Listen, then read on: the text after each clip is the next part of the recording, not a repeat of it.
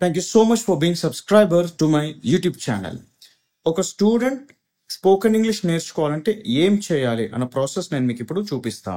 For example, these are my students. వీళ్ళు ఇగోండి, ఇలా నాకు ఇప్పుడు హోంవర్క్ పంపించారు. ఈ హోంవర్క్ ఏమైతే వీళ్ళు పంపించారో అది నేను కరెక్ట్ చేస్తాను, ఇలా కరెక్ట్ చేస్తాను. సో ఇది వీళ్ళు రిటర్న్ హోంవర్క్ చేస్తున్నారు.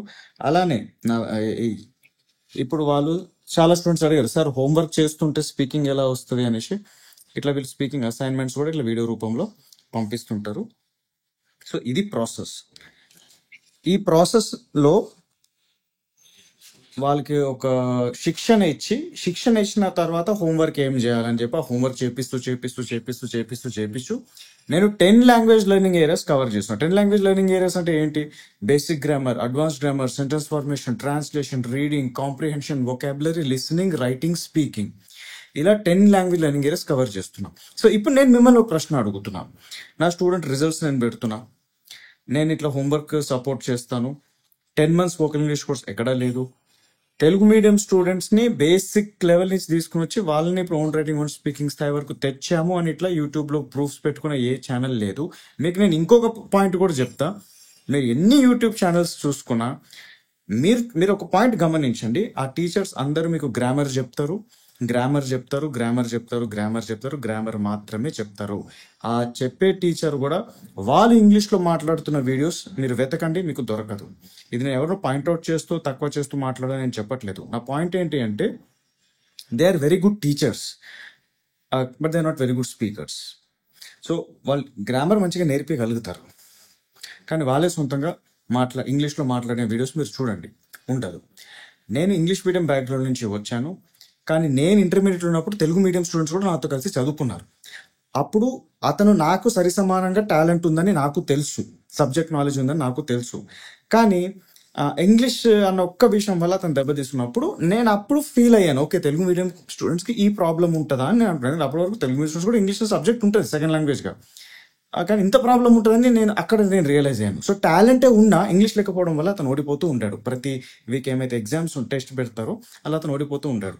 సో అక్కడ నాకు బాధ అనిపించింది, okay Telugu medium student problems ఇట్లా ఉంటాయి. సో నేను 17 years ఏజ్లో ఉన్నప్పటి నుంచే తెలుగు మీడియం స్టూడెంట్స్కి ఇంగ్లీష్ ఇలా చెప్పాలి అని నేను చేసిన ఫస్ట్ ప్రయత్నం అక్కడి నుంచే స్టార్ట్ అయింది. నేను అక్కడి నుంచే టీచింగ్ చేస్తూ వచ్చాను. ఒక మెథడాలజీ డెవలప్ చేశాను, ఈ 10 months కోర్స్ డెవలప్ చేశాను. Okay, first class to 10th class English medium student ఏ పని చేస్తాడో అన్ని పనులు వెళ్తూ చేయాలి. ఇంగ్లీష్ మీడియం స్టూడెంట్ ఏమేమి చేస్తాడు? స్లిప్ టెస్ట్ రాస్తాడు, యూనిట్ టెస్ట్ రాస్తాడు, quarterly exam, half yearly exam, annual exam, co curricular activity, extra curricular activity, debate, quiz, science projects ఇవన్నీ చేస్తారు. సో అట్లాంటి ఎక్స్పీరియన్స్ వీళ్ళు కలగజేయాలి అని చెప్పి 10 months కోర్స్ చేసినాను. 10 months కోర్స్ ప్రాసెస్ కూడా ఎట్లుంది, నేను ఏదో నాలెడ్జ్ ఇస్తా, వీడియోస్ చేస్తా అని చేయలేదు, ఏదో కోర్స్ చేయాలని చేయలేదు. లేకపోతే నేను 1 month 2 months కోర్స్ అని చెప్పి అనుకుంటుండే, నేను చేయలేదు. నేను ఎక్కడ ఇన్స్టిట్యూట్స్ పెట్టలేదు. మా ఇంటెన్షన్ ఒకటే ఉండే, నేను పని చేస్తే ఖచ్చితంగా రిజల్ట్ రావాలి, తెలుగు మీడియం స్టూడెంట్కి రిజల్ట్ రావాలి, ఇది ఒక రెవల్యూషన్గా ఉండాలి, ఇది సంచలనం సృష్టించాలి, ఇది ఫలితాలు ఇస్తాయి అన్న బ్రాండ్ పైన నేను Kevin's complete spoken English course చేశాను. నా 10 months కోర్స్ ఉన్నా, నా స్పోకెన్ ఇంగ్లీష్ కోర్స్ ఉన్నా, స్పీకింగ్ ల్యాబ్ కోర్స్ ఉన్నా, అమెరికన్ యాక్సెంట్ కోర్స్ ఉన్నా. ఈ పని చేస్తే రిజల్ట్ వస్తాయి, పని చేసే వాళ్ళకి రిజల్ట్ వస్తాయి, పని చేయని వానికి రిజల్ట్ రాదు, నాకు డబ్బులు వస్తాయి. ఇంత ఓపెన్గా, నీతి నిజాయితీగా, ఆనెస్ట్గా నేను అన్ని క్లియర్ చెప్పేస్తున్నా. పని చేసే వాళ్ళకి నేను కరెక్ట్ పర్సన్. మీలో పని చేసే ఉద్దేశం ఉంది అంటే then join May batch 10 months spoken English course. ఇట్లా వీళ్ళలాగా హోంవర్క్ చేస్తా అన్న ఉద్దేశంతో రండి. మీరు నాకు 10 months హోంవర్క్ చేస్తా అన్న గ్యారంటీ ఇస్తే నేను మీకు గ్యారంటీ చేస్తున్నా, I will give you writing proficiency and speaking fluency skills. This is my promise to you on camera if you guarantee me 10 months homework. So మీలో కమిట్మెంట్ ఉండాలి. కమిట్మెంట్ అంటే ఏంటి? మీరు ఇప్పుడు పైసలు ఇచ్చి కోర్స్ చేస్తారు, ఫీజ్ 5,500 అండి. 10 months కోర్స్ వెరీ రీజనబుల్. ఇది 5,500 పెట్టి కడుతున్నారు, ఓకే. బట్ జస్ట్ మనీతో నడవదు పని. మీరు ప్రతిరోజు టైం ఇచ్చి క్లాసెస్ వినాలి. సో అక్కడ క్లాస్ వర్క్ చేస్తున్నారు, తర్వాత క్లాస్ హోంవర్క్ చెప్తా, ఇట్లా వీళ్ళలాగా హోంవర్క్ చేసి హోంవర్క్ పంపించాలి. So time, money and effort, that is commitment. So I want 10 months commitment from you. So ఒక అకాడమిక్ ఇయర్ నేను అడుగుతున్నా. ఈ కాలంలో సాఫ్ట్వేర్ కోర్సెస్ కూడా 15 daysలో నేర్పించి ప్లేస్మెంట్ ఇస్తా, డిప్లాయ్మెంట్ చేస్తా అంటున్నారు. నేను డిసైడ్ అయ్యాను, నేను చెప్తా. నేను ఎక్కడ ఇన్స్టిట్యూట్ పెట్టుకోండి, అందరు నవ్విండ్రు, ఇన్స్టిట్యూట్ పెట్టుకోకుండా స్పోకెన్ ఇంగ్లీష్ బిజినెస్ ఎట్లా నడుస్తుంది? నేను వెళ్ళి నడుస్తుంది. I started, I proved it with my students' results.